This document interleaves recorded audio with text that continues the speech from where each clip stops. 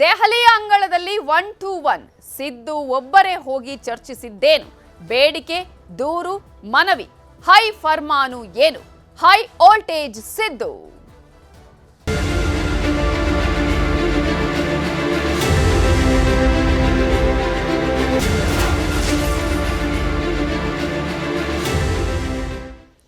ದೆಹಲಿಗೆ ಸಿಎಂ ಸಿದ್ದರಾಮಯ್ಯ ಅವರು ಡಿಕೆ ಶಿವಕುಮಾರ್ ಹೋದಂತಹ ಸಂದರ್ಭದಲ್ಲಿ ಸಾಕಷ್ಟು ಕುತೂಹಲ ಇತ್ತು. ಆ ಕುತೂಹಲದಲ್ಲೇ ಒಂದ್ ಕಡೆ ಸಂಪುಟದ ವಿಚಾರ, ಮತ್ತೊಂದು ಕಡೆ ಸಿಎಂ ಸ್ಥಾನದ ವಿಚಾರ, ಕೆಪಿಸಿಸಿ ಸ್ಥಾನದ ವಿಚಾರ.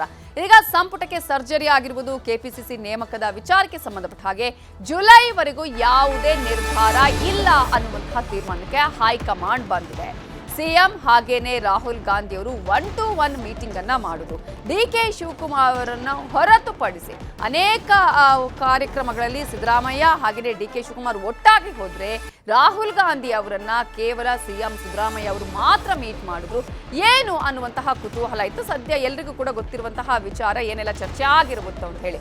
ಆದ್ರೆ ಹೈಕಮಾಂಡ್ ಹಾಗಾದ್ರೆ ಏನು ಸೂಚನೆಯನ್ನ ಕೊಟ್ಟಿದೆ ಈ ಸಂದರ್ಭದಲ್ಲಿ? ಸ್ಥಳೀಯ ಸಂಸ್ಥೆಯ ಚುನಾವಣೆ ವೇಳೆ ಯಾವುದೇ ರೀತಿಯ ರಿಸ್ಕ್ ಬೇಡ, ಸದ್ಯಕ್ಕೆ ಯಾವುದೇ ನಿರ್ಧಾರವನ್ನ ಕೈಗೊಳ್ಳೋದು ಬೇಡ ಅನ್ನುವಂತಹ ಒಂದು ನಿರ್ಧಾರಕ್ಕೆ ಹೈಕಮಾಂಡ್ ಬಂದಿದೆ. ಸದ್ಯ ಡಿಕೆ ಪಟ್ಟವೂ ಕೂಡ ಭದ್ರ ಆಗಿದೆ, ಸಿದ್ದರಾಮಯ್ಯ ಪಟ್ಟವೂ ಕೂಡ ಭದ್ರ ಆಗಿದೆ. ಹಾಗಾದ್ರೆ ಯಾಕೆ ಈ ನಿರ್ಧಾರ ಅನ್ನೋದನ್ನು ಕೂಡ ನಾವು ಮಾತನಾಡಿಸ್ತಾ ಹೋಗೋಣ. ಈಗಾಗಲೇ ಸಾಕಷ್ಟು ಕುತೂಹಲ ಇತ್ತು. ಇವರೆಲ್ಲರೂ ಕೂಡ ದೆಹಲಿಗೆ ಭೇಟಿ ಕೊಡುವಂತಹ ಸಂದರ್ಭದಲ್ಲಿ ಕೆಪಿಸಿಸಿ ಸ್ಥಾನ ಬದಲಾವಣೆ ಆಗತ್ತಾ? ಯಾಕಂದ್ರೆ ಈಶ್ವರ್ ಖಂಡ್ರೆ ಹೋದಂತಹ ಸಂದರ್ಭದಲ್ಲೇ ಹಾಗಾದ್ರೆ ಅವರೇನಾದ್ರೂ ಆಗ್ತಾರಾ? ಸತೀಶ್ ಜಾರಕಿಹೊಳಿ ಅವರು ಹಾಕ್ತಾರ? ಮೊನ್ನೆಲ್ಲ ಹೋದಂತಹ ವಿಚಾರಗಳು, ಸಂಪುಟ ಪುನಾರಚನೆ ಆಗುತ್ತಾ? ಅಂತಹ ಒಂದು ಸಂದರ್ಭದಲ್ಲಿ ಹೈಕಮಾಂಡ್ ಇದೀಗ ಸದ್ಯಕ್ಕೆ ತಟಸ್ಥ ನಿಲುವನ್ನ ತೆಗೆದುಕೊಂಡಿದೆ. ಯಾವುದೇ ರೀತಿಯಾದಂತಹ ಈಗ ಇಂತಹ ನಿರ್ಧಾರ ಬೇಡ ಅಂತ. ಅದರ ಹಿಂದಿರುವಂತಹ ಲೆಕ್ಕಾಚಾರ ಕದನ ವಿರಾಮ ನಿಶ್ಚಿತವಾಗಿದ್ದು ಕದನ ವಿರಾಮ ರವಿತಾ. ಯಾಕಂದರೆ ಎರಡೂ ಬಣಗಳು ಅಥವಾ ಎರಡೂ ನಾಯಕರುಗಳು ಕೂಡ ಇಂಪಾರ್ಟೆಂಟ್ ಆಗ್ತಾರೆ ಈ ಸಂದರ್ಭದಲ್ಲಿ ಹೈಕಮಾಂಡ್ಗೆ. ಸಿದ್ದರಾಮಯ್ಯ ಅವರ ಪಾಪ್ಯುಲಾರಿಟಿಯನ್ನು ಪಕ್ಕಕ್ಕಿಟ್ಟು ನೀವು ಸರ್ಕಾರವನ್ನು ನಡೆಸ್ತೀನಿ ಅಥವಾ ಪಕ್ಷವನ್ನು ಮತ್ತೆ ಅಧಿಕಾರಕ್ಕೆ ತರ್ತೀನಿ at the cost of any damage ಅನ್ನುವಂಥ ಒಂದು ಹುಂಬತನವನ್ನು ಮಾಡಲಿಕ್ಕೆ ಹೈಕಮಾಂಡ್ ರೆಡಿ ಇಲ್ಲ. ಅಟ್ ದ ಸೇಮ್ ಟೈಮ್ ಸಂಘಟನಾತ್ಮಕವಾಗಿ ಒಂದಷ್ಟು ಪೊಲಿಟಿಕಲ್ ಮಾರ್ಕೆಟಿಂಗು ಇರ್ಬೋದು ಅಥವಾ ಸಂಘಟನಾತ್ಮಕವಾಗಿ ಒಂದಷ್ಟು ಲೆಕ್ಕಾಚಾರಗಳು, ಹಣಬಲ, ಜನಬಲ ಎಲ್ಲವನ್ನು ಮ್ಯಾನೇಜ್ ಮಾಡಬಲ್ಲೆ ಇಲ್ಲಿಂದ ದಿಲ್ಲಿಯವರೆಗೆ ಅಂತ ಕಾನ್ಫಿಡೆಂಟ್ ಆಗಿ ನಡ್ಕೊಂಡು ಬಂದಿರುವಂಥ ಡಿ ಕೆ ಶಿವಕುಮಾರ್ ಅವರನ್ನು ಕೂಡ ಸಗಟಾಗಿ ತಳ್ಳಿ ಹಾಕ್ಲಿಕ್ಕಾಗಲ್ಲ. ಸೊ ಈ ಹಿನ್ನೆಲೆಯಲ್ಲಿ ಯಾಕಂದರೆ ನಾಳೆ ಪಾರ್ಟಿಯನ್ನು ಮೋಟಿವೇಟ್ ಮಾಡಲಿಕ್ಕೆ ಬೇರೆ ಕಾರ್ಯಕರ್ತರು ಅಥವಾ ಬೇರೆ ಲೀಡರ್ಗಳು ಯಾರು ಎಲ್ಲ ಹೊರೆಯನ್ನು ಹೊರುತ್ತಾರೆ ಅನ್ನುವಂಥ ಪ್ರಶ್ನೆ ಕೂಡ ಆ ಶೂನ್ಯ ಕೂಡ ಅಲ್ಲಿ ಕಾಡುತ್ತೆ. ಆ ಶೂನ್ಯವನ್ನು ಫಿಲ್ ಮಾಡುವಂಥ ನಾಯಕರು ಮತ್ತಾರಾದರೂ ಪರ್ಯಾಯವಾಗಿದ್ದರೆ ಅಫ್ಕೋರ್ಸ್ ನಾನು ಮಾಡ್ತೀನಿ ಅಂತ ಸತೀಶ್ ಜಾರಕಿಹೊಳಿ ಇದ್ದರೂ ಕೂಡ 10 ಬಲಗಳು ಒಂದು ಕಡೆ ಇರುವಾಗ ಡಿಸ್ಟರ್ಬ್ ಮಾಡಿಕೊಂಡು ಯಾಕೆ ಅದನ್ನು ಡಿಸ್ಟೆಬಿಲೈಸ್ ಮಾಡ್ಕೋಬೇಕು? ಸ್ಮೂತಾಗಿ ಸಾಧ್ಯ ಆದಷ್ಟು ಸ್ಮೂತಾಗಿ ಸಮ್ಮರೈಸ್ ಮಾಡೋಣ ಈ ಒಂದು ಕಾನ್ಫ್ಲಿಕ್ಟನ್ನು ಅನ್ನೋ ಲೆಕ್ಕಾಚಾರದಲ್ಲಿ ಹೈಕಮಾಂಡ್ ಇರೋದು. ಮತ್ತು ಎಲ್ಲರಿಗೂ ಗೊತ್ತಿರುವಂತೆ ಬರೀ ರೆಫ್ರಿ ಅಷ್ಟೇ ಅಲ್ಲ, ಮಲ್ಲಿಕಾರ್ಜುನ ಖರ್ಗೆ ಇಲ್ಲಿನ ಪ್ಲೇಯರ್ ಕೂಡ ಹೌದು. ಅವರಿಗೆಲ್ಲವೂ ಕೂಡ ಗೊತ್ತಿದೆ ಇಲ್ಲಿ ಯಾರ ಬಣ್ಣದ ಶಕ್ತಿ ಮತ್ತು ಬಲಹೀನತೆಗಳು ಗೊತ್ತಿರೋದ್ರಿಂದ ಯಾರನ್ನ ಯಾವ ರೀತಿ ಯಾವ ಸಂದರ್ಭದಲ್ಲಿ ಹೇಗೆ ಚೌಕಾಶಿಯನ್ನು ಮಾಡಿ ಮ್ಯಾನೇಜ್ ಮಾಡಬೇಕು ಪಕ್ಷದ ಲೆಕ್ಕಾಚಾರದಲ್ಲಿ ವೇದಿಕೆಯಲ್ಲಿ, ಮತ್ತು ತಮ್ಮ ಒಂದು ಏನು ಪವರನ್ನು ಕೂಡ ಯಾವ ರೀತಿ ಮ್ಯಾನೇಜ್ ಮಾಡ್ಕೋಬೇಕು, ತಮ್ಮ ಬಣದ ಹಿತಾಸಕ್ತಿಗಳು ಅಥವಾ ತಮ್ಮ ಮುಂದಿನ ಭವಿಷ್ಯದ ಲೆಕ್ಕಾಚಾರಗಳು ಅವರಿಗಾಗಲಿ ಅವರ ಮಗನಿಗಾಗಿ ಅವರು ಕೂಡ ಎಲ್ಲವನ್ನು ಯೋಚನೆ ಮಾಡ್ತಾರೆ. ಇಲ್ಲಿ ತ್ರಿಕೋನ ಸ್ಪರ್ಧೆ ಪ್ರತ್ಯಕ್ಷವಾಗಿ ಪರೋಕ್ಷವಾಗಿ ಇರೋದ್ರಿಂದ ಮತ್ತು ವಿಸಿಬಲ್ ಆಗೂ ಕೂಡ ಕಾಣ್ತಾ ಇರೋದ್ರಿಂದ ಮ್ಯಾನೇಜ್ ಮಾಡುವಂಥ ಕದನ ವಿರಾಮವೇ ಅನಿವಾರ್ಯ ಅನ್ನುವಂಥ ಹಿನ್ನೆಲೆಯಲ್ಲಿ ಸದ್ಯಕ್ಕೆ ಮಾಡಿದೆ. ಆ ಕದನ ವಿರಾಮ ಆಗ್ತಿರ್ಲಿಲ್ವೇನೋ ಡಿ ಕೆ ಶಿವಕುಮಾರ್, ಇಲ್ಲ ನಾನು ಮುಖ್ಯಮಂತ್ರಿ ಆಗ್ತೀನಿ, ಇಲ್ಲ ನಾನು ಕೆಪಿಸಿಸಿ ಅಧ್ಯಕ್ಷಗಿರಿಯನ್ನು ಬಿಟ್ಕೊಡಲ್ಲ, ನನ್ನ ಖಾತೆಗಳ ಬದಲಾವಣೆಗಳಿಗೂ ಕೂಡ ಅವಕಾಶ ಮಾಡಿಕೊಡಲ್ಲ, ಯಾಕಂದ್ರೆ ಅಂಥದ್ದು ಒಂದು ಪರೋಕ್ಷ ಬೇಡಿಕೆ ಇದೆ ಅನ್ನುವಂಥ ಒಂದು ಹಿನ್ನೆಲೆ ಇದೆ. ಯಾಕೆ ಇವರಿಗೆ ಎರಡೆರಡು ಪ್ರಮುಖ ದೊಡ್ಡ ಖಾತೆಗಳು, ಬೆಂಗಳೂರು ಅಭಿವೃದ್ಧಿ ಖಾತೆ ಇದೆ, ಅದು ಅತ್ಯಂತ ದೊಡ್ಡ ಖಾತೆ ಮತ್ತು ಮಹತ್ವದ ಖಾತೆ ಇನ್ ಟರ್ಮ್ಸ್ ಆಫ್ ಎವ್ರಿಥಿಂಗ್. ಅದರ ಜೊತೆಗೆ ಜಲಸಂಪನ್ಮೂಲ, ಅದು ಕೂಡ ಬಹುಕೋಟಿಯ ಏನು ಕಾಮಗಾರಿಗಳು ನಡೆಯುವಂಥ ಖಾತೆ. ಯಾಕೆ ಅವನ್ನೆಲ್ಲ ಇವ್ರಿಗೆ ಬಿಟ್ಕೊಡ್ಬೇಕು? ಒಂದು ಕಡೆ ಕೆಪಿಸಿಸಿ ಅಧ್ಯಕ್ಷಗಿರಿ, ನಮ್ಮ ಸಭೆ ಸಮಾರಂಭಗಳಿಗೆ ಆಕ್ಷೇಪವನ್ನು ಹಾಕ್ತಾರೆ, ಅಲ್ಲಿ ಪವರ್ ಕೊಟ್ಟಿದ್ದಾರೆ, ಇಲ್ಲಿ ಮತ್ತೊಂದು ರೀತಿ ಪವರ್ ಕೊಟ್ಟಿದ್ದಾರೆ ಮತ್ತು ಸಿ ಎಂಗೂ ಕಿರಿಕಿರಿ ಮಾಡ್ತಾರೆ. ಯಾಕೆ ಇವ್ರನ್ನ ಉಳಿಸಬೇಕು ಅನ್ನೋ ಲೆಕ್ಕಾಚಾರದಲ್ಲಿ ನಿರ್ಣಾಯಕ ಘಟ್ಟದಲ್ಲಿ ಹೋರಾಟವನ್ನು ಮಾಡಲಿಕ್ಕೆ ಸತೀಶ್ ಜಾರಕಿಹೊಳಿ ದೆಹಲಿಯ ಪರ್ಯಟನೆ ಮಾಡಿದ್ದು. ಆದರೆ ಈ ರಾಜಣ್ಣ ಪ್ರಕರಣ ಬಂದಂಥ ಸಂದರ್ಭ ಇದೆಯಲ್ಲ, ಐ ಆಮ್ ನಾಟ್ ಟೆಲಿಂಗ್ ಅದು ಯಾರೋ ಮಾಡಿದ್ದಾರೆ ಪಕ್ಷದೊಳಗಡೆ ಇಂಥವರೇ ಮಾಡಿದ್ದಾರೆ ಅಂತಲ್ಲ, ಆದರೆ ಅಧ್ಯಕ್ಷರಾಗಿ ಅವ್ರಿಗೂ ಕೂಡ ಒಂದಷ್ಟು ಒತ್ತಡಗಳಿರ್ತವೆ. ಯಾಕೆ ಹಿಂಗಾಗುತ್ತೆ ಅಂತ ಅಧ್ಯಕ್ಷರನ್ನು ಕೇಳ್ತಾರೆ. ಈಗ ಸಿ ಎಂ ಕರೆದಿರುವಾಗ ಸಿ ಎಮ್ನು ಕೇಳಿದ್ದಾರೆ, ಅಧ್ಯಕ್ಷರನ್ನು ಕೇಳಿರ್ತಾರೆ, 1-to-1 ಮೀಟಿಂಗ್ಗಳಲ್ಲಿ ಸಪ್ರೇಟಾಗಿ ಕೇಳಿರ್ತಾರೆ. ಸಿದ್ದರಾಮಯ್ಯ ಹೇಳಿರ್ಬೋದು ಏನಂತ, ಇವರು ಯಾವ ಹಂತಕ್ಕಾದರೂ ಹೋಗ್ತಿದ್ರು ಅಥವಾ ಇವರನ್ನು ಟ್ರ್ಯಾಪ್ ಮಾಡಲಿಕ್ಕೆ ಪ್ರಯತ್ನ ಪಟ್ಟಿರುವಂಥವರು ಅವರೇ ಹೇಳ್ಕೊಂಡಂತೆ, ರಾಜಣ್ಣ ಮಗ ಅವರೇ ಹೇಳ್ಕೊಂಡಿರುವಂತೆ ಆ ಪ್ರಯತ್ನ ಪಟ್ಟಿರುವಂಥವ್ರು ಯಾವುದೋ ದೇಶದ ಯಾವುದೋ ಮೂಲೆಯಲ್ಲಿ ಕೂತು ಯಾವುದೋ ಐಡಿಯಲ್ಲಿ ಬಿಡ್ತಿದ್ರೇನೋ ಅನಿವಾರ್ಯ ಆಗಿತ್ತು ಅವರು ಆ ಒಂದು ಮಾತನ್ನು ಹೇಳುವಂಥದ್ದು. ಪಕ್ಷದ ಚೌಕಟ್ಟಿನಲ್ಲೇ ಹೇಳೋದು ಬೇರೆ, ಸದನದಲ್ಲಿ ಯಾಕೆ ಹೇಳಬೇಕಾಯಿತು, ಮತ್ತು ನಾನು ಒಬ್ಬ ಹಿರಿಯ ಸಚಿವರನ್ನು, ಒಬ್ಬ ಸಮುದಾಯದ ಸಚಿವರನ್ನು ಎಷ್ಟರ ಮಟ್ಟಿಗೆ ನಾನು ಕಂಟ್ರೋಲ್ ಮಾಡಬಲ್ಲೆ ನಿಮ್ಮ at the cost of your personal image ಅಂತ ಪ್ರಶ್ನೆ ಬಂದಾಗ ಅಂತ ಇವರ ಆದಿಯಾಗಿ ಸ್ಪಷ್ಟನೆಯನ್ನು ಕೊಟ್ಟಿರ್ಬೋದು ಈ ಪ್ರಕರಣದಲ್ಲಿ. ಇನ್ನು ಸಂಪುಟ MLC ವಿಚಾರ, MLC ವಿಚಾರವಾಗಿ ಇವ್ರದೇ ಒಂದಷ್ಟು ಹೆಸರುಗಳನ್ನು ಪ್ರಸ್ತಾಪ ಮಾಡಿರ್ತಾರೆ. DK ಬಣದ್ದು ಕೂಡ ಅವರ ಹೆಸರುಗಳು ಪ್ರಸ್ತಾಪ ಆಗಿರುತ್ತೆ. ಮತ್ತು KPCC ಅಧ್ಯಕ್ಷಗಿರಿ ವಿಚಾರದಲ್ಲಿ ಹಲವಾರು ಸಮುದಾಯಗಳು DK ಶಿವಕುಮಾರ್ ರೀತಿಯೇ ಅದರ ನಾಯಕರುಗಳು ಅಥವಾ ಆ ಸಮುದಾಯಗಳ ಮತದಾರರು ನಿರೀಕ್ಷೆಯನ್ನು ಮಾಡ್ತಾ ಇದ್ದಾರೆ. ಹೇಗೆ ಒಕ್ಕಲಿಗ ಸಮುದಾಯ DK ಶಿವಕುಮಾರ್ ಅಂತೆಲ್ಲ ನಾವು ಮಾತನಾಡಿದ್ರೆ ರಾಜಕೀಯವಾಗಿ ಪಡಸಾಲೆ ಇಲ್ಲ, ಅದೇ ರೀತಿ ಬೇರೆ ಬೇರೆ ಸಮುದಾಯಗಳು ಕೂಡ ಇದ್ದಾವೆ. ಅಲ್ಲಿ ಹೆಚ್ಚುವರಿ DCM ಅನ್ನು ಮಾಡಿಲ್ಲ, KPCC ಅಧ್ಯಕ್ಷರಿಗಿರಿಯನ್ನು ಕೂಡ ನಾವು ಪ್ರೊಲಾಂಗ್ ಮಾಡ್ತಿದ್ದೀವಿ ಅಂದರೆ ಹೇಗೆ ಅನ್ನೋ ಪ್ರಶ್ನೆಯನ್ನು ನಾನು ಕೇಳ್ತಾ ಇಲ್ಲ. ಒಂದಷ್ಟು ಸಚಿವರುಗಳು, ಪ್ರಮುಖ ಸಚಿವರುಗಳು, ಸಮುದಾಯದ ಮುಖಗಳು ಕೇಳ್ತಾ ಇದ್ದೇವೆ ಅನ್ನೋಂಥ ಒಂದು ಪ್ರಸ್ತಾಪವನ್ನು ಇಟ್ಟಿರ್ಬೋದು. ಆ ಕಾರಣಕ್ಕೆ ಅಲ್ಲಿ ಸತೀಶ್ ಜಾರಕಿಹೊಳಿ ಅವರು ಅವರೇ ಅವರ ಹೆಸರನ್ನ ಕ್ಲೈಮ್ ಮಾಡ್ಕೊಂಡಿದ್ರೆ, ಜೊತೆಗೆ CM ಕೂಡ ಹೇಳಿದರೆ ಅಚ್ಚರಿ ಇಲ್ಲ. ಅಟ್ ದ ಸೇಮ್ ಟೈಮ್ ಆ ಕಾರಣಕ್ಕೆ ನ್ಯೂಟ್ರಲ್ ಫೇಸ್ ಆಗಿ ಈಶ್ವರ್ ಖಂಡ್ರೆ ಕೂಡ ಬರ್ತಾ ಇದ್ದಾರೆ. ಒಂದು ಲಿಂಗಾಯತ ಸಮುದಾಯ, MB ಪಾಟೀಲ್ 37 ಜನ ಶಾಸಕರು ನಾವೇನು ಮಾಡಬೇಕು, ನಾವು ಸಭೆ ಮಾಡಬಾರ್ದಾ, ನಮಗೆ CM ಆಗುವಂಥ ಅರ್ಹತೆ ಮತ್ತು ಅವಕಾಶ ಇಲ್ವಾ, ಎಲ್ಲಿವರೆಗೆ ಕಾಯಬೇಕು ಅನ್ನುವಂಥ ಒಂದು ಅವರು ಲೆಕ್ಕಾಚಾರದಲ್ಲಿ ಮಾತನಾಡಿದ್ದಾರೆ ಈಗಾಗಲೇ. ಸೊ ಎಲ್ಲ ಹಲವಾರು ಸಮುದಾಯಗಳ ಪ್ರಬಲ ನಾಯಕರುಗಳ ಧ್ವನಿ ಬಂದಿರೋದ್ರಿಂದ ಮುಖ್ಯಮಂತ್ರಿ ಕುರ್ಚಿಗೆ ಆಗಿರ್ಬೋದು, KPCC ಕುರ್ಚಿಗೆ ಆಗಿರ್ಬೋದು, ಎರಡೂ ಕಡೆ ಕಾಲಿಲ್ಲ, ಎರಡೂ ಕಡೆ ಪ್ರಬಲ ನಾಯಕರಿದ್ದಾರೆ. ಆದರೆ ಕೂಗೆದ್ದಿದೆ, ಕೂಗಿನ ಹಿನ್ನೆಲೆ ಎಲ್ಲರಿಗೂ ಗೊತ್ತಿದೆ. ಸೊ ಈ ಕಾರಣಕ್ಕೆ ಅಲ್ಲಿ ಖಂಡ್ರೆ ಅವರ ಹೆಸರು ಕೂಡ ನ್ಯೂಟ್ರಲ್ ಫೇಸು, ಮತ್ತು ಖರ್ಗೆ ಅವ್ರಿಗೂ ಆಪ್ತರಿದ್ದಾರೆ. ಕಲ್ಯಾಣ ಕರ್ನಾಟಕ ಆ ಭಾಗದ ಒಳ್ಳೆಯ ಉತ್ತಮ ಗಳಿಕೆಯನ್ನು ಕೊಟ್ಟಿತ್ತು ಸಂಸತ್ ಚುನಾವಣೆಯಲ್ಲಿ, ಮತ್ತು ಇವರು ಕೂಡ ಎಲ್ಲರೂ ಒಪ್ಪುವಂತಹ ಫೇಸು. ಅವರು ಸಂಘಟನಾತ್ಮಕವಾಗಿ ಎಷ್ಟು ಕೆಪಬಲ್ ಇದ್ದಾರೆ ಅನ್ನೋದು ಬೇರೆ, ಆದರೆ ತುಂಬ ಜನ ಗೊತ್ತಿಲ್ಲ ಅವರು ವಿಸಿಬಲ್ ಆಗಿ. ಇಲ್ಲಿಂದ ಹಳೆ ಮೈಸೂರುವರೆಗೂ ಕೂಡ ಹಲವಾರು ಮಠಾಧೀಶರ ಆಕ್ಸೆಸ್ ಅವ್ರಿಗೆ ಚೆನ್ನಾಗಿದೆ. ಲಿಂಗಾಯತ ಸಮುದಾಯದಿಂದ ಬರೀ ಕಲ್ಯಾಣ ಕರ್ನಾಟಕ, ಉತ್ತರ ಕರ್ನಾಟಕ ಅಷ್ಟೇ ಅಲ್ಲ, ಈ ಕಡೆಯಲ್ಲೂ ಕೂಡ ಹಳೆ ಮೈಸೂರು, ಹಾಸನ, ಚಾಮರಾಜನಗರ ಇಂಥ ಕಡೆಯಲ್ಲೂ ಕೂಡ ಅವರಿಗೆ ಬೆಂಬಲಿಗರನ್ನು ಇಟ್ಕೊಂಡಿದ್ದಾರೆ. ಅವರು ಅವ್ರದ್ದೇ ಆದಂಥ ರೀತಿಯಲ್ಲಿ ಅವ್ರು ಸ್ಟ್ರಾಟಜಿಯನ್ನು ಮಾಡಿದ್ದಾರೆ. ಆದರೆ ಅವರು ಇವ್ರ ರೀತಿ ಪೊಲಿಟಿಕಲ್ ಮೇಲಾಟಗಳನ್ನು ಮಾಡ್ತಿಲ್ಲ ಬಿಟ್ಟರೆ, ಹಾಗಾಗಿ ಅವ್ರ ಹೆಸರು ಕೂಡ ಬಂದಿದೆ. ಸೊ ಅವರು ಅಕಸ್ಮಾತ್ ಸತೀಶ್ ಜಾರಕಿಹೊಳಿ ಬೇಡ ಅಂದರೆ ಫೈನಲ್ ಆಗಿ DK ಶಿವಕುಮಾರ್, ಸಿದ್ದರಾಮಯ್ಯ ಇಬ್ಬರು ಒಪ್ಪುವಂಥ, ಖರ್ಗೆ ಅವರು ಒಪ್ಪುವಂತಹ ಎಲ್ಲ ಕ್ರೈಟೀರಿಯಾಗಳು ಕೂಡ ಮ್ಯಾಚ್ ಆಗುವಂತಹ ಕಮ್ಯುನಿಟಿ ಮತ್ತು ರೀಜನ್ ಮತ್ತು ಜಾತಿ ಎಲ್ಲವೂ ಕೂಡ ಮ್ಯಾನೇಜ್ ಆಗುವಂಥ ಒಂದು ಮುಖ ಈಶ್ವರ್ ಖಂಡ್ರೆ ಬರ್ಬೋದು ಅಂತ. ಆದರೆ ಸದ್ಯಕ್ಕೆ ಇರುವಂಥ ಪ್ರಶ್ನೆ $1 ಮಿಲಿಯನ್ ಪ್ರಶ್ನೆ, ಅಷ್ಟು ಈಸಿಯಾಗಿ ಬಿಟ್ಬಿಡ್ತಾರಾ DK ಶಿವಕುಮಾರ್? ಬಿಡ್ತೀನಪ್ಪ ಸರಿ, ನನಗೆ ಖಾತೆಗಳು ಬೇಡ, ಇದು ಬೇಡ, ಏನೂ ಬೇಡ, ಮುಖ್ಯಮಂತ್ರಿ ಕೊಡಿ ಅಂತಾರೆ.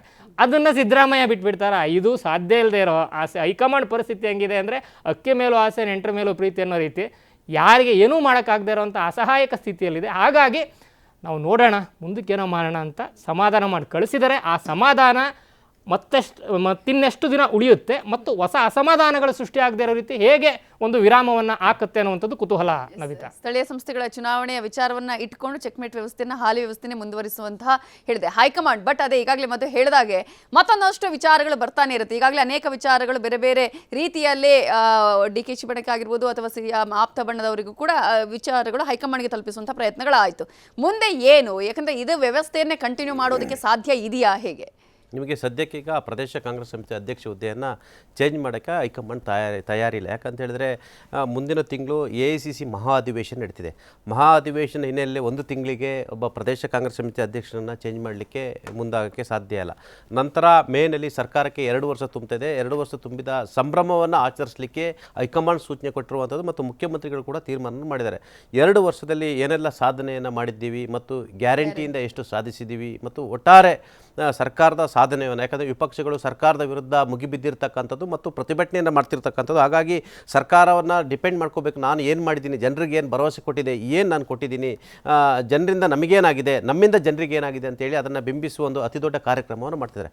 ಹಾಗಾಗಿ ಈ 2 ಕಾರ್ಯಕ್ರಮದ ಬಳಿಕ KPCC ಅಧ್ಯಕ್ಷ ಹುದ್ದೆಯ ಬದಲಾವಣೆಯನ್ನು ಮಾಡಲಿಕ್ಕೆ ಚಿಂತನೆಯನ್ನು ಹೈಕಮಾಂಡ್ ಕೂಡ ಮಾಡಿರುವಂಥದ್ದು ಮತ್ತು ಸಂಪುಟ ಸರ್ಜರಿ ಕೂಡ ಮೇ ನಂತರ ಆಗುತ್ತೆ. ಯಾಕಂತ ಹೇಳಿದ್ರೆ ಇನ್ನು 1 ತಿಂಗಳು ಸರ್ಕಾರಕ್ಕೆ 2 ವರ್ಷ ಇದ್ದಂಗೆ ಸಚಿವರನ್ನ ಚೇಂಜ್ ಮಾಡಿದರೆ ಅದು ವಿಪಕ್ಷಗಳಿಗೆ ಮತ್ತು ಸಾರ್ವಜನಿಕ ಸಂದೇಶ ಕೂಡ ತಪ್ಪು ರವಾನೆ ಆಗುತ್ತೆ. ಅಂದರೆ ಇವರು ಫೇಲ್ಯೂರ್ ಆಗಿದ್ದಾರೆ, ಪರ್ಫಾರ್ಮೆನ್ಸ್ ಇಲ್ಲ, ಹಾಗಾಗಿ ಸರ್ಕಾರ ಇವ್ರನ್ನ ತೆಗೆದುಹಾಕಿದ ಅನ್ನೋ ಮುಖಾಂತರ ಅದು ಕೂಡ ದೊಡ್ಡ ಸುದ್ದಿ ಆಗುತ್ತೆ, ಸರ್ಕಾರಕ್ಕೆ ಅದು ಮುಜುಗರ ಆಗುತ್ತೆ. ಹಾಗಾಗಿ ಈ ಎರಡನ್ನು ಕೂಡ ಯಾಕೆ ಮುಂದೂಡಿರೋ ಕಾರಣಕ್ಕಾಗಿ ಒಂದು ಮಹಾ ಅಧಿವೇಶನ, ಮತ್ತೊಂದು ಮೇನಲ್ಲಿ ಸರ್ಕಾರದ 2 ವರ್ಷದ ಸಂಭ್ರಮ, ಎಲ್ಲ ಕಾರಣಕ್ಕಾಗಿ ಸದ್ಯಕ್ಕೆ ಮುಂದೂಡಿರ್ತಕ್ಕಂಥದ್ದು.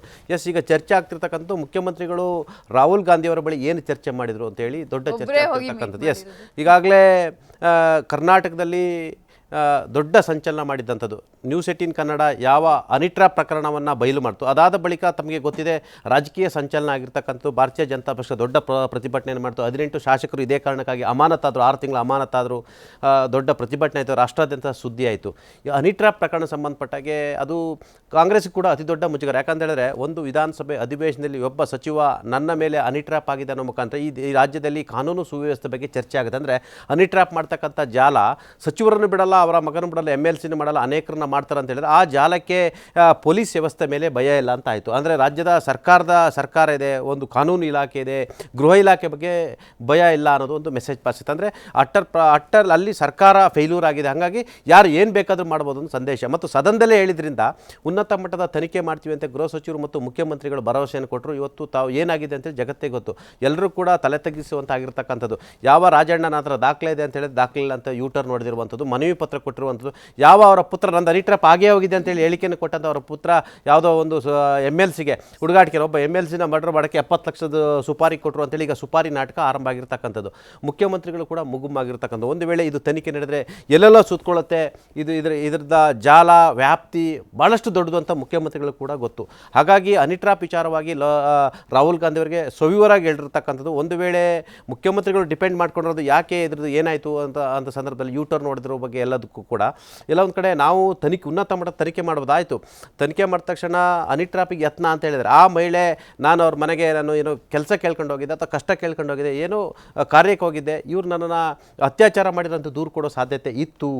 ಮತ್ತು ಯಾವುದೋ ಒಂದು ಕಡೆ ರಷ್ಯಾನೋ ಅಥವಾ ಯಾವುದೋ ಬೇರೆ ಯುರೋಪ್ ಕಂಟ್ರಿಯಲ್ಲಿ ಕೂತ್ಕೊಂಡು ಇವರ ವಿಡಿಯೋಸ್ಗಳನ್ನ ಒಂದು ವೇಳೆ ಬಿಟ್ಟರೆ ಆಗ ಮರ್ಯಾದೆ ಹೋಗೋದು ನಾಟ್ ಓನ್ಲಿ ಗೌರ್ಮೆಂಟ್, ಸರ್ಕಾರಕ್ಕೆ ಅಷ್ಟೇ ಅಲ್ಲ, ಇಡೀ AICC ಕಾಂಗ್ರೆಸ್ಗೆ ಸಾರ್ವಜನಿಕವಾಗಿ ಕೂಡ ಇದು ಮುಖಭಂಗ ಆಗುತ್ತೆ ಅನ್ನೋ ಕಾರಣಕ್ಕಾಗಿ ನಾವು ಇದನ್ನು ಐಡ್ ಆ್ಯಂಡ್ ಸೀಕ್ ಮಾಡ್ತಾ ಇದ್ದೀವಿ ಅನ್ನೋ ರೀತಿಯಲ್ಲಿ ಹೇಳಿರುವಂಥದ್ದು. ಮತ್ತು ಇದರ ಈ ಜಾಲ ಯಾವುದು ಏನು ಅದು ಅಷ್ಟೊಂದು ಸಂಪೂರ್ಣವಾಗಿ ಇದರ ಹಿಂದೆ ಯಾರಿದ್ದಾರೆ ಅನ್ನೋದು ಪರೋಕ್ಷವಾಗಿ ಇಡೀ ಪ್ರಕರಣದ ಬಗ್ಗೆ ರಾಹುಲ್ ಗಾಂಧಿ ಅವರಿಗೆ ಮನವಿ ಮಾಡಿರ್ತಕ್ಕಂಥ ವಿಚಾರವನ್ನು ತಿಳಿಸಿರ್ತಕ್ಕಂಥದ್ದು. ನಂತರ ಮೂಡಾ ಪ್ರಕರಣಕ್ಕೆ ಕೋರ್ಟ್ನಲ್ಲಿ ಏನು ಡಿಸಿಷನ್ ಆಯಿತು ಅದನ್ನು ಕೂಡ ಮುಖ್ಯಮಂತ್ರಿಗಳು ಹೇಳಿದ್ದಾರೆ ಅಂತ. ಯಾಕಂದರೆ ತಮ್ಮನ್ನು ತಾವು ಮೂಡಾ ಪ್ರಕರಣದ ವಿಚಾರವಾಗಿ ಎಲ್ಲ ಒಂದು ಕಡೆ ರಾಹುಲ್ ಗಾಂಧಿ ಕೂಡ ಅಸಮಾಧಾನ ಆಗಿದ್ರಂತೆ. ಏನು ಮುಖ್ಯಮಂತ್ರಿಗಳು 14 ಸೈಟ್ ತಗೋತಾರೆ, ಏನು ಕತೆ, ಒಬ್ಬ ಮುಖ್ಯಮಂತ್ರಿ ಬರೀ ಸೈಟಿಗಾಗಿ ಇಷ್ಟೆಲ್ಲ ಆಯಿತಾ, ಮೂಡಾ ಪ್ರಕರಣ ರಾಷ್ಟ್ರಾದ್ಯಂತ ಸುದ್ದಿ ಮಾಡ್ತಾ ಕಾರಣಕ್ಕಾಗಿ ಮುಖ್ಯಮಂತ್ರಿಗಳ ಫೇವರ್ ಇದ್ದಂಥ ರಾಹುಲ್ ಗಾಂಧಿ ಕೂಡ ಆ ವಿಷಯದಲ್ಲಿ ಸ್ವಲ್ಪ ಅಸಮಾಧಾನ ಇದ್ದಂತೆ. ಹಾಗಾಗಿ ಅದನ್ನು ಇಡೀ ಪ್ರಕರಣದ ಬಗ್ಗೆ ಮುಖ್ಯಮಂತ್ರಿಗಳು ಎಕ್ಸ್ಪ್ಲೈನ್ ಮಾಡಿರುವಂಥದ್ದು, ಕೋರ್ಟು ಸ್ಟೇ ಕೊಟ್ಟಿರ್ತಕ್ಕಂಥದ್ದು ಮತ್ತು ಇವರ ವಿರುದ್ಧ ಯಾವುದೇ ಸಾಕ್ಷಿ ಇಲ್ಲ ಅನ್ನೋದನ್ನು ಕೂಡ ಎಲ್ಲವನ್ನೂ ಹೇಳುವ ಮುಖಾಂತರ ಇದರಲ್ಲಿ ನನ್ನ ಪಾತ್ರ ಇಲ್ಲ ಅನ್ನೋದು ಕ್ಲಿಯರ್ ಆಗಿದೆ ಅಂತೇಳಿ ತಮ್ಮನ್ನು ತಾವು ಡಿಪೆಂಡ್ ಮಾಡ್ಕೊಂಡಿರ್ತಕ್ಕಂಥದ್ದು. ನಂತರ ಇನ್ನು MLC ವಿಚಾರ ಸಂಬಂಧಪಟ್ಟ ಕೂಡ 4 ನಾಮನಿರ್ದೇಶನ ಮಾಡಬೇಕು. 4 ಸ್ಥಾನಗಳಿಗೆ ಬಹುಶಃ ಕಾಂಗ್ರೆಸ್ನಲ್ಲಿ ಒಂದು 50 ರಿಂದ 60 ಜನರು ಪೈಪೋಟಿ ಇರ್ತಕ್ಕಂಥದ್ದು. ಅದೊಂಥರ ಕಾಂಗ್ರೆಸ್ ಅಂತ ಹೇಳಿದ್ರೆ ತುಂಬಿದ ಹಡಗು ಅದು. ಹಾಗಾಗಿ ತುಂಬಿದ ಹಡಗು ಎಲ್ಲರೂ ಟ್ರೈ ಮಾಡ್ತಾರೆ. ಅಲ್ಲಿ ಲಾಬಿ DK ಶಿವಕುಮಾರ್ ಅವರು ತಮ್ಮವ್ರನ್ನ ಯಾರನ್ನೊಬ್ಬರು ಮಾಡಬೇಕು, ತಮಗೆ ಬೇಕಾದರು ತಮ್ಮ ಪರವಾಗಿ ಸ್ಟೇಟ್ಮೆಂಟ್ ಕೊಡುವಂಥವ್ರು, ತಮ್ಮ ಪರವಾಗಿ ಜೂರ್ ಅನ್ನೋರು ಬೇಕು ಅಂತೇಳಿ ಅವರೊಂದು ಲಾಬಿ. ಇನ್ನು ಸಿದ್ದರಾಮಯ್ಯನವರು ತಮಗೆ ಬೇಕು ಅಂತೇಳಿ, ಜೊತೆಗೆ ಖರ್ಗೆದೊಂದು ಅಲ್ಲಿ ಕ್ಯಾಂಡಿಡೇಟ್ ಇರಲೇಬೇಕು, ಯಾಕಂದರೆ ಅವ್ರು ಕರ್ನಾಟಕದವರು AICC ಅಧ್ಯಕ್ಷರು. ಇನ್ನು ಹೈಕಮಾಂಡದು ವೇಣುಗೋಪಾಲ್, ರಾಹುಲ್ ಗಾಂಧಿದು ಸೇರಿ ಈಗಾಗಲೇ BL ಶಂಕರ್ ಹೆಸರು ಮುನ್ನೆಲೆಗೆ ಬಂದಿದೆ. ಇಬ್ಬರು ಪತ್ರಕರ್ತರ ಹೆಸರು ಬಂದಿದೆ. ಮೈಸೂರಿನ ಇಂಡಿಯನ್ ಎಕ್ಸ್‌ಪ್ರೆಸ್ನ ಶಿವಕುಮಾರ್ ಅವರ ಹೆಸರು ಮುನ್ನೆಲೆಗೆ ಬಂದಿರುವಂಥದ್ದು, ದಿನೇಶ್ ಅಮೀನ್ ಮಟ್ಟು ಹೆಸರು ಮುನ್ನೆಲೆಗೆ ಬಂದಿರತಕ್ಕಂಥದ್ದು, BL ಶಂಕರ್ ಹೆಸರು ಮುನ್ನೆಲೆಗೆ ಬಂದಿರತಕ್ಕಂಥದ್ದು ಸೇರಿದಂಥ ಅನೇಕರ ಹೆಸರುಗಳು ಈಗಾಗಲೇ ಕೇಳಿ ಬರ್ತಿರ್ತಕ್ಕಂಥದ್ದು. ಒಂದು ಅಲ್ಪಸಂಖ್ಯಾತರು ಕೊಡಬೇಕು, ಒಂದು ಮಹಿಳೆಯರು ಕೊಡಬೇಕು, ಒಂದು ಒಕ್ಕಲಿಗರು ಕೊಡಬೇಕು, ಒಂದು ಲಿಂಗಾಯತರು ಕೊಡಬೇಕು. ಈ ಥರ ಇಲ್ಲಿ ಕಾಂಗ್ರೆಸ್ ಅಂದರೆ ಅದು ಜಾತಿ ಸಮೀಕರಣದಲ್ಲೇ ಕೊಡುವಂಥದ್ದು. ಈಗಾಗಲೇ ಅದ್ರ ಬಗ್ಗೆ ಕೂಡ ಮುಖ್ಯಮಂತ್ರಿಗಳು ಈಗಾಗಲೇ ವೇಣುಗೋಪಾಲ್ ಜೊತೆ ಚರ್ಚೆ ಮಾಡಿರ್ತಕ್ಕಂಥದ್ದು. CM ಹೇಳಿದಂಥವರಿಗೆ 2, ಇನ್ನು 2 ಒಂದು DK ಶಿವಕುಮಾರ್, ಇನ್ನೊಂದು ಹೈಕಮಾಂಡ್ ಅನ್ನೋ ರೀತಿ ಚರ್ಚೆ ಆಗ್ತಿರ್ತಕ್ಕಂಥದ್ದು. ಇನ್ನು ಸಂಪುಟ ಸರ್ಜರಿ ವಿಚಾರವಾಗಿ ಚರ್ಚೆ ಆಗ್ತಿರ್ತಕ್ಕಂಥ ಈಗಾಗಲೇ ರಾಹುಲ್ ಗಾಂಧಿಗೆ ಅನೇಕ ಸಚಿವರ ಮೇಲೆ ಭಾಳಷ್ಟು ಸಿಟ್ಟಿರ್ತಕ್ಕಂಥದ್ದು. ಒಂದು ಹಂತದಲ್ಲಿ RB ತಿಮ್ಮಾಪುರ್ ಸೇರಿದಂಥ ಅನೇಕ ಸಚಿವರನ್ನು ಈಗಲೇ ಸಂಪುಟದ ಕೈ ಬಿಡಿ ಅಂತೇಳಿ ಮುಖ್ಯಮಂತ್ರಿಗಳಿಗೆ ಒತ್ತಡ ಹಾಕಿದ್ರಂತೆ. ಮೂಡಾ ಪ್ರಕರಣದಲ್ಲಿ ಬೈರತಿ ಸುರೇಶ್ ಹೆಸರು ಪ್ರಸ್ತಾಪ ಆದ ಸಂದರ್ಭದಲ್ಲಿ ಕೂಡ ಅವ್ರನ್ನ ಈಗಲೇ ಕೈ ಬಿಟ್ಬಿಡಿ, ಅವರಿಂದಲೇ ಇಷ್ಟೆಲ್ಲ ಆಗಿದ್ದು ಅನ್ನೋ ರೀತಿಯಲ್ಲಿ ರಾಹುಲ್ ಗಾಂಧಿ ಸಿಟ್ಟಿಗೆದ್ದಿದ್ರಂತೆ. ನಂತರ RB ತಿಮ್ಮಾಪುರ್ ಅಬಕಾರಿ ಸ್ಕ್ಯಾಮ್ ಬಂದಂಥ ಸಂದರ್ಭದಲ್ಲಿ, ಯಾಕಂದರೆ ಪ್ರಧಾನಿ ನರೇಂದ್ರ ಮೋದಿಯವರು ಆ ವಿಷಯವನ್ನು ಚುನಾವಣೆಯಲ್ಲಿ ಪ್ರಸ್ತಾಪ ಮಾಡಿದರು, ಹಾಗಾಗಿ ಅದು ಏನು ಅವ್ರನ್ನೂ ಕಿತ್ತಾಕಿ ಅಂತ ಹೇಳಿದ್ರೆ ಸುಮಾರು ಸಂಪುಟದ 7 ರಿಂದ 8 ಜನ ಸಚಿವರನ್ನು ಕಿತ್ತಾಕಿ ಅಂತ ಹುಕ್ಕುಂ ಮಾಡಿಸಿದಂತೆ. ಆಗ ಮುಖ್ಯಮಂತ್ರಿಗಳು ಡಿಪೆಂಡ್ ಮಾಡ್ಕೊಂಡು ಈ ಸಂದರ್ಭದಲ್ಲಿ ಬೇಡ, ಸರ್ಕಾರ 2 ವರ್ಷ ತುಂಬಲಿ ಆಮೇಲೆ ಮಾಡೋಣ ಅಂತೇಳಿ ಹೇಳಿರ್ತಕ್ಕಂಥದ್ದು. ಇನ್ನು ಮುಖ್ಯಮಂತ್ರಿ ಹುದ್ದೆಯನ್ನು ಸಾಮಾನ್ಯವಾಗಿ ಒಬ್ಬರ ಜೊತೆ ಚರ್ಚೆ ಮಾಡುವಂಥದ್ದಲ್ಲ. ಬಹುಶಃ ಮೇ ನಂತರ ಕರ್ನಾಟಕ ಕಾಂಗ್ರೆಸ್ಸಲ್ಲಿ ಒಂದಷ್ಟು ರಾಜಕೀಯ ಏನು ಹೇಳ್ತಾರಲ್ಲ ಡೆವಲಪ್ಮೆಂಟ್ಸ್ಗಳು ನಡೆಯೋ ಸಾಧ್ಯತೆ ಇರ್ತಕ್ಕಂಥದ್ದು. ಸರ್ಕಾರಕ್ಕೆ 2 ವರ್ಷ ತುಂಬಿದ ನಂತರ ಬಹುಶಃ ಮತ್ತೆ DK ಶಿವಕುಮಾರ್ ಅವರು ಮುಖ್ಯಮಂತ್ರಿ ಹುದ್ದೆಯನ್ನು ಕ್ಲೈಮ್ ಮಾಡ್ಬೋದು. ಯಾಕಂತ ಹೇಳಿದ್ರೆ ಈಗ ಮುಖ್ಯಮಂತ್ರಿಗಳು ಡಿಸೆಂಬರ್ 7 ತನಕ ಯಾವ ಕಾರಣಕ್ಕೂ ಜಪ್ಪ ಅಂದರೆ ಬಿಟ್ಕೊಡಲ್ಲ, ಅವ್ರಿಗೂ ಗೊತ್ತು. ಯಾಕಂತ ಹೇಳಿದ್ರೆ ದೇವರಾಜ್ ಅರಸು ಅವರ ದಾಖಲೆ 7 ವರ್ಷ 7 ತಿಂಗಳು, ಡಿಸೆಂಬರ್ 7 ನಂತರನೇ ಅದು ಕೂಡ ದಾಖಲೆಯನ್ನು ಬ್ರೇಕ್ ಮಾಡುವಂಥದ್ದು. ಹಾಗಾಗಿ ಹಾಗೆ ಮುಖ್ಯಮಂತ್ರಿಗಳಿಗೂ ಒಂದು ಆಸೆ, ಅವ್ರ ಜೊತೆ ಇರ್ತಕ್ಕಂಥ ಆಸೆ ದೇವರಾಜ್ ಅರಸು ಅವರ ದಾಖಲೆಯನ್ನು ಬ್ರೇಕ್ ಮಾಡಬೇಕನ್ನೋದು. ಒಟ್ಟಾರೆ ರಾಹುಲ್ ಗಾಂಧಿ ಬಳಿ ಮುಖ್ಯಮಂತ್ರಿಗಳು ಮೂಡಾದ ಬಗ್ಗೆ ನಂದು ಏನಿಲ್ಲ, ನಂದೇನು ತಪ್ಪಿಲ್ಲ, ನಾನು ಅವನಲ್ಲ ಅನ್ನೋ ಒಂದು ರೀತಿಯಲ್ಲಿ ಕ್ಲೈಮ್ ಮಾಡ್ಕೊಂಡಿರುವಂಥದ್ದು. ಮತ್ತು ಹನಿ ಟ್ರ್ಯಾಪ್ ಬಗ್ಗೆ ಯಾಕೆ ಇದು ಉನ್ನತ ಮಟ್ಟದ ತನಿಖೆ ಕೊಡಲಿಲ್ಲ, ಯಾಕೆ ಸಚಿವರು ಸದನದಲ್ಲೇ ಹೇಳಿದರು, ಯಾಕೆ ಇಡೀ ಪ್ರಕರಣ ಯೂಟರ್ನ್ ನೋಡಿತು, ಅಷ್ಟು ಮಾಹಿತಿಯನ್ನು ಅವ್ರಿಗೆ ಬಂದಿರತಕ್ಕಂಥ ಪೊಲೀಸ್ ಇಲಾಖೆ ಮಾಹಿತಿಯನ್ನು ಕೊಟ್ಟಿರುವಂಥದ್ದು. ಮತ್ತು MLC ವಿಚಾರನ ಕೂಡ ಚರ್ಚೆ ಮಾಡಿರುವಂಥದ್ದು, ಜೊತೆಗೆ ಸಂಪುಟ ಸರ್ಜರಿ ವಿಚಾರನ ಕೂಡ ಚರ್ಚೆ ಮಾಡಿ ಬಂದಿರುವಂಥದ್ದು. ಓಕೆ, ಸೊ ಏನಾಗತ್ತೆ ಈಗ ಅನ್ನುವಂಥ ಕುತೂಹಲ ಅಂತಿದೆ. ಸದ್ಯಕ್ಕಂತೂ ಅಲ್ಲಿಗೆ ತೆರೆ ಬಿದ್ದಿದೆ. ಈಗ ಹಾಗೆ ಕಂಟಿನ್ಯೂ ಮಾಡಿ ಅಂತ ಹೇಳಿದೆ ಹೈಕಮಾಂಡ್.